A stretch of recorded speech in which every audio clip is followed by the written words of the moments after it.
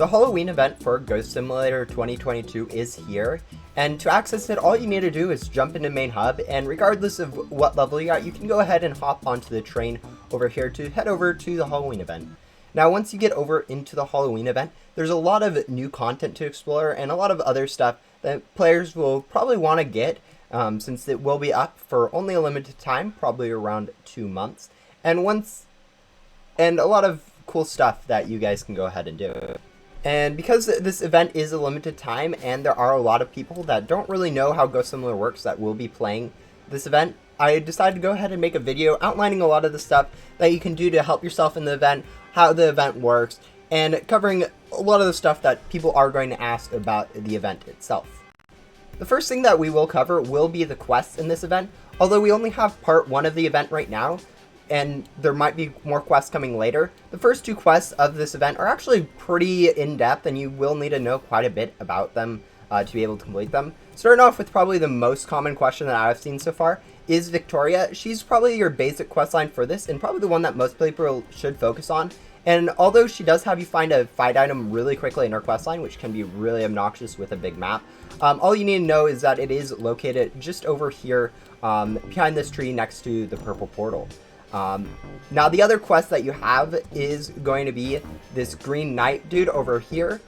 His quest is actually not meant to be completed by everyone. It is more of a passive quest for people that are going to be grinding the event. For his quests, his first 2 quests are grind 1 tower and then do 3 towers, and then his third quest is that I'm on right now is to complete the tower 5 times. Now, for most people, this is a lot of towers to complete just straight off the bat, but actually the later on into his quest lines you get, the more towers he actually has to do. Most likely his next quest will require you to do 10, and then 15, then 20, 25, and then finally 30 for his last quest. And because of this, it's a total of 109 towers that most people probably won't be able to do. So if you guys are wanting to play this event, but not wanting to do the 109 towers that Green Knight has, I would recommend not worrying about actually completing this quest. Instead, focus on some other stuff and just treat him more of like a Gramps or Grand's quest line, where you just kind of leave him, and as you complete towers, you move up his quest, and then wherever you get when the event ends is where you'll stay. And it looks like my cat actually decided to take over the stream, but I think she wanted to let you guys know that there's actually a Cosmic Wing giveaway going on right now in my Discord server. She's also telling me that you guys need to know how to join the Discord server, which there's actually a link in the description of this video, and you'll have to wait about 10 minutes before you actually get access to the server. But once you're in there, you guys can go ahead to the announcement channel and go ahead and enter for a chance to win a Cosmic Wing. Now, the next thing that new players may ask is what to spend their candies on. I know not all players will, like me, be able to buy pretty much everything 10 times over during the event after grinding the tower 109 times like Green Knight, but many new players will only be able to get a few candies, and we'll have to figure out what to spend their candies on. And now there are a few options when it comes to using candies currently. We have Gum Machine, and then 1 pet crate in the shop, and 1 set of boards that you can currently buy. Most likely there will be more options for buying your candies with later, but they'll probably follow these general rules. Now, when you are a new player that is joining into Ghost Simulator for the first time, you really don't actually need to worry too much about these pets, especially since the stats on these pets are kind of abysmal, especially when you compare them to some of the free stuff that you do get from codes. For instance, if you are a new player and you have just joined Ghost Simulator for the first time, you can go ahead and join the Bloxbyte Games Roblox group, which is the creators of the game, so you can just kind of click who created the Roblox game, and then once you're in that, you can go ahead and enter both the codes 2 years and also the code treat, and get yourself a nice set of 2 overpowered pets that will pretty much carry you through the rest of the game. And because of that, I would recommend actually you guys go ahead and save candies up for any boards that you think will look really cool from this event, since that's pretty much the only thing that events have going for them at this point. Since most of the stuff that you can get with candy is actually going to be pretty much worthless later on, it is going to be worthwhile to just go ahead and buy the stuff that you think looks cool from the event. Now, the other thing was this Gum Machine. It isn't generally worthwhile to go ahead and do, but if you guys do have spare candy, you can go ahead and put them into here. I would recommend, though, wait until pretty much the end of the event to go ahead and do so, since you will have a lot of other stuff that you may want to go ahead and buy later on in the event. And now the last thing that has to do with currency buying in this event is going to be these ghost key chests that you have scattered next to the tower. These are actually really cool to buy and contain some of the best items from this event, although they still won't be worth much for trading later. They are super cool to go ahead and try to grind for. Now, when it comes to getting these keys, it's pretty easy to understand how to get them since they do jump for the tower. But there are some things that is going to be a little bit confusing for some players when it comes to these key drops. Now, as I said, you do get keys from the tower, but how you get the keys from the tower is actually a little bit confusing. The first thing is that each boss that you do defeat in the tower will drop one key base, which is pretty helpful. And then actually once you complete the tower and the tower switches over to the next one starting, when this cooldown resets to 30 seconds, you will go ahead and get another key just added to your inventory without any pop-up whatsoever. So in total, without any boost, you end up getting 4 keys per tower, which is actually quite a bit, especially compared to mega boss fights that we've had previously.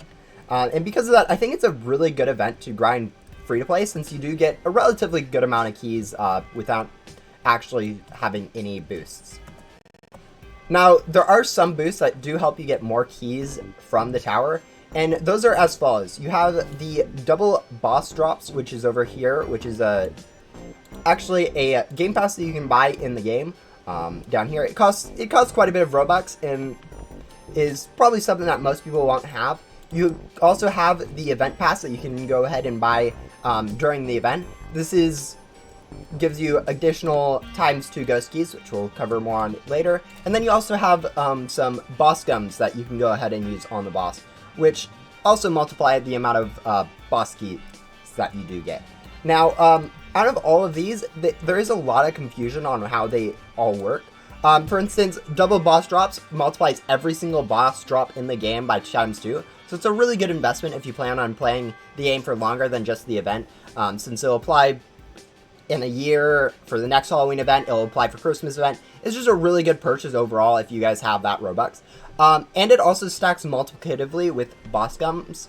For instance, this boss gum doubles your boss drops, so you can go ahead and use boss gum and the double drop boss drops game pass and get 4 keys from each boss. Now, the one downside to double boss drops is the fact that it doesn't actually affect the key that you get at the end of the tower. You'll still only get 1 key from that, even if you have the double boss drops. But that's where the event pass comes in. This event pass will actually add 1 key to every single drop that you get from ghost keys, including after the tower. So instead of getting 4 keys from a tower, if you just have the event pass, you'll end up getting 8. And as it says on here, it's actually only ×3 if you have both the event pass and the boss drops, which is actually kind of confusing, especially once you start adding in the boss gums. But pretty much how it works is you'll go ahead and get all your multipliers. So if you are using glitchy boss gum, double boss drops, and the event pass, you'll end up getting ×2 for 2 total keys from your double boss drops, ×4 to up to 8 with your glitchy boss gum, and then another additional 1 key for 9 total keys if you have the event pass. So because of that, it's actually not super useful if you are planning on using boss gums during the tower to go ahead and get the event pass, just because the +1 isn't as effective as a ×4 or ×2 that you would get from boss gums. And now that I've talked about the math on how boss keys actually work, we'll go ahead and cover how the tower itself works, especially some tips and tricks for how you guys can do it easier. Now, to start off with, there's actually a lot of helpful perks that you can get from playing the regular story mode of Ghost Simulator that help you during this tower. Although not strictly necessary, since you can complete them without, they do help quite a bit with making the tower shorter or helping you avoid corruption. Now, the first ones that I would recommend pretty much anyone getting is going to be the 3 that come from the main hub of Ghost Simulator. These are the first 3 perks that you get in the game, and come from Ghost Hunter Adam, Ghost Hunter Jesse, and Ghost Hunter Finsley in the main hub. They're pretty short to go ahead and get done, probably taking a total of 6 or 7 hours, which is quite a bit of time, but relatively short compared to like completing a rebirth or anything like that we'll get into perks for later. But they will help you quite a bit. Adam especially gives you a hoverboard, which allows you to move quite a bit faster and dodge a lot of the attacks from the bosses in the tower.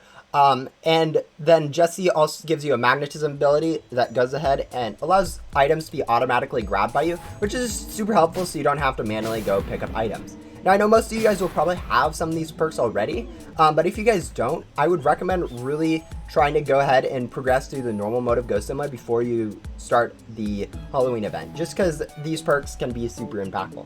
This is Ghost Hunter Adam, and he is the hoverboard that you'll almost definitely want for the Halloween event.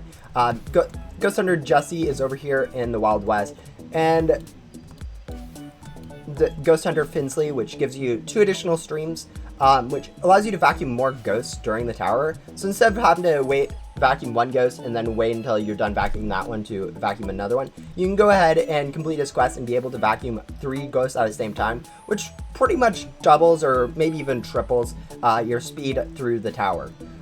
These are the 3 probably easiest to get and most impactful NPCs for completing the tower, but there are many more that can actually go ahead and help. Now, some of the more helpful endgame quests that most people probably don't need to go ahead and do, but are helpful if you are pretty far into the game and you just need to take a little bit more time to go ahead and complete them, would be the heavy armor from Ghost Hunter Leo, which allows you to not get knocked down by the ghosts. The turbocharger from Ghost Hunter Yoko, which allows you to go a little bit faster with your hoverboard. As you can see, I'm zooming a lot faster than most people are. The jetpack from Riley in the back door, which allows you to jump a lot higher and a lot more air mobility. And then also the overcharge perk from Rowan, which allows you to clear out a large swath of ghosts pretty much instantly by just activating your vacuum for a long period of time. Now, there are other perks that can be super helpful, like there's a rebirth perk that gives you another additional 2 streams, and having 5 streams is actually helpful during events. But honestly, for most players, I think the first 3 will probably be all that they really need to be able to successfully complete the tower by themselves or with other people. And so I wouldn't really recommend spending tons of time getting all of these perks. Now, the last useful item for the towers is actually going to be gum, specifically glitchy loot gum or vacuum gum. It actually doesn't really matter if it is glitchy loot gum or just normal loot gum, but by using loot gum during the towers, you can go ahead and multiply the candy drops that you get from ghosts, allowing you to grind candy faster and be able to purchase more of the fun cosmetic stuff, and maybe even convert to more gum using the gum machine, although the rates are debatable. But by using these gums, especially vacuum gum, you can go ahead and finish the tower a lot faster by pretty much being able to instantly vacuum the ghosts in your way. For instance, if I was using a glitchy vacuum gum, I'm pretty much able to instantly vacuum ghosts, whereas if without it, you'd take quite a bit longer to go ahead and vacuum the ghosts. Because of this, if you guys have vacuum gum or pretty much any gum, you can go ahead and use those on a tower to speed up your thing of tower. Also, because of this, it is actually helpful to have the gum hotkey right here, which you get from Gran, which is another upgrader that does take quite a bit longer to get than most of the other quests I've covered at the time, but can help you a lot if you are using a lot of the same type of gum during tower. Now, when it comes to actually doing a tower in the game, it's not too hard to go ahead and solo, but if you are struggling with solo, you can go ahead and go with multiple people and be able to have them just carry you quite a bit. Now, when it comes to doing the floors, how the tower is structured is that there is a ghost floor, and then that's followed by a boss floor, and then they alternate until the end of the tower, which is currently floor number 6. As you can see with the vacuum gum, I'm able to pretty much instantly clean up all these ghosts and not have to spend too much time waiting around for that. But yeah, between every single boss floor, you will have a ghost floor, and because of that, it is a structure of ghost floor, boss floor, ghost floor, boss floor, ghost floor, boss floor. Yeah, the main thing that you will want to do is not get too much corruption, although it is pretty hard to get corrupted down. The bosses especially can end up doing quite a bit of damage if you aren't paying enough attention to dodge them, so you really need to focus on dodging corruption, especially if you are quite laggy at the game. Now, when it comes to the boss lures in the game, there are currently 3 different bosses, all with unique attacks that are kind of confusing to learn how to avoid and kind of need some special advice to figure out how to dodge correctly. Now, most of the attacks, like this ground pound attack, are pretty easy to understand how to avoid. You just dodge the different projectiles that they seem to throw at you and stay out of the blast radius of the attack. But especially on the Headless Hollow, there's 2 attacks that are super annoying and really hard to figure out how you actually dodge as a new player in the game. Now, the first of these attacks is the grab attack, where it pulls you with a white tractor beam into the claw of its skeleton hand. To dodge this attack, you will need to get off your hoverboard and walk away from the boss, which isn't actually super intuitive or easy to understand when the boss does this attack. Now, the other boss that the Headless Hollow can do that can do a lot of damage and be hard to know how to avoid is actually a green laser that it again shoots from its skeleton hand. This laser is actually extremely hard to avoid since it does follow the player around and do quite a bit of damage if it is locked onto the player. To avoid this attack, it's actually best to go ahead and get pretty much right next to the Headless Hollow, so you can go ahead and strafe around just walking and be able to outpace the laser's rotational speed. And if you guys know how to dodge those 3 attacks, pretty much every single other attack from the Headless Hollow is pretty easy to go ahead and dodge. Another thing you can do if you're playing with multiple people is you can go ahead and block the laser from hitting them if they aren't, if you're playing with friends or something, since that can actually really help lower the amount of damage you can hit. Another thing to note is that during these boss fights, this outside green mote does 2% of damage per second that you're in it, and so it can stack up damage quite fast if you aren't aware of that. Now, the second boss that you will face in the tower is going to be Frankie, which is a relatively straightforward boss, having pretty much no attacks that can be hard to dodge or hard to figure out how to actually work with. The big thing about it is that you will want to try to stay close to the boss if possible, since it does have the same laser attack that Headless Hollows does. That can do a really ridiculous amount of damage if you get caught in it. Now, when it comes to doing Frankie, a lot of the attacks do have to do with the floor or throwing projectiles at it. So you can also just go ahead and stay on your hoverboard and just kind of move around the boss like this, and pretty easily just dodge all the attacks without ever having to worry about what it's doing. Especially, another tip when it comes to pretty much any boss in this tower is that you just kind of need to focus on shooting. Especially if you're with multiple people, you don't really need to worry about dodging any of the attacks, because the chances of you getting enough corruption to kill you isn't really high, even if you are kind of just doing pretty much no dodging whatsoever.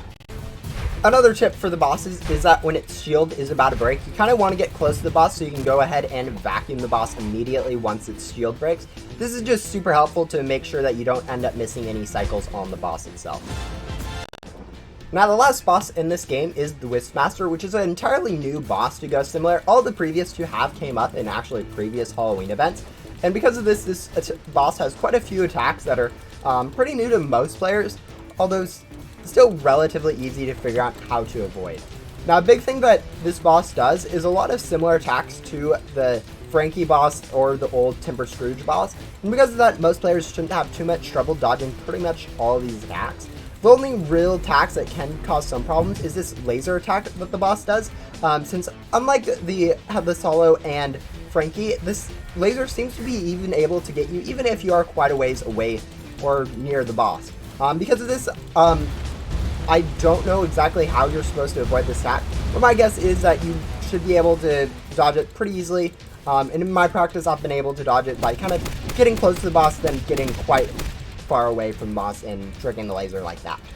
Really, the only other annoying attack in this boss fight is the one where it decides to raise pillars and raise the acid during it. Since if you get caught without being on one of those pillars, you can take a little bit of damage from that attack. But one thing to note is that these pillars always raise in the same spots, and so you can go ahead and just kind of stay in the same spot once you've figured out where one of the pillars is, and so you can always get yourself on one of the pillars that way.